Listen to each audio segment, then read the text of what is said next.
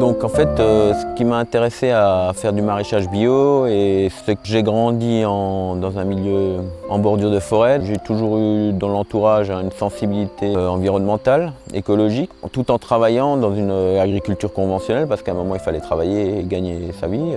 Je voyais les interactions entre les deux qui étaient vraiment une dérive entre le chimique, l'agriculture productiviste, qui va détruire l'environnement. Et d'un autre côté, je voyais des systèmes qui marchaient en bio depuis pas mal de générations, notamment quand j'ai travaillé dans la viticulture, où il y avait quand même des viticulteurs qui étaient là depuis 2-3 générations en bio, et ça fonctionnait bien. Et les sols, et c'est ce qui est important, c'est avoir des sols vivants. Les vers de terre, là j'en ai 2.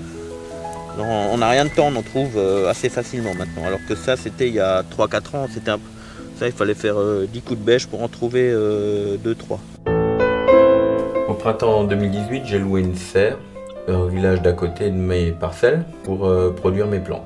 Au bout d'un mois, ils dépérissaient tous. Comme je suspectais l'eau de mes cuves d'être contaminée, j'ai arrosé 2 plants sains, l'un avec l'eau des cuves et l'autre avec l'eau du robinet. Et c'est bien l'eau des cuves qui était contaminée. J'ai fait analyser les plants.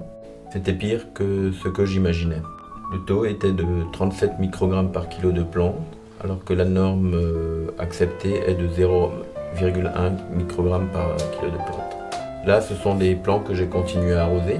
Les anciennes restent vertes, mais que les nouvelles plantes continuent à être blanches, c'est-à-dire ne plus avoir de chlorophylle. Ça veut dire quoi? Que ce n'est pas un produit de contact, mais que c'est rentré par le sol et c'est un systémique, c'est-à-dire que ça rentre dans la sève et que ça reste dans la plante. Ça pourrait ressembler à différentes carences d'oligo-éléments. On a constaté que c'était le glyphosate.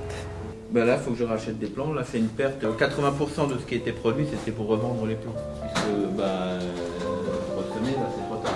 Le glyphosate n'est pas venu tout seul. Les cuves ont été empoisonnées. J'ai porté plainte. Je fais appel à la solidarité pour pouvoir surtout continuer à travailler malgré cela. Et ensuite, voilà, moi après je cherche pas à ce qu'on s'apitoie sur mon sort, je cherche juste qu'on se rende compte surtout de ce que c'est que le problème de la pétrochimie et ce que ça peut engendrer. Là on est en plein centre d'un village. On arrache ou on coupe et on pose autour.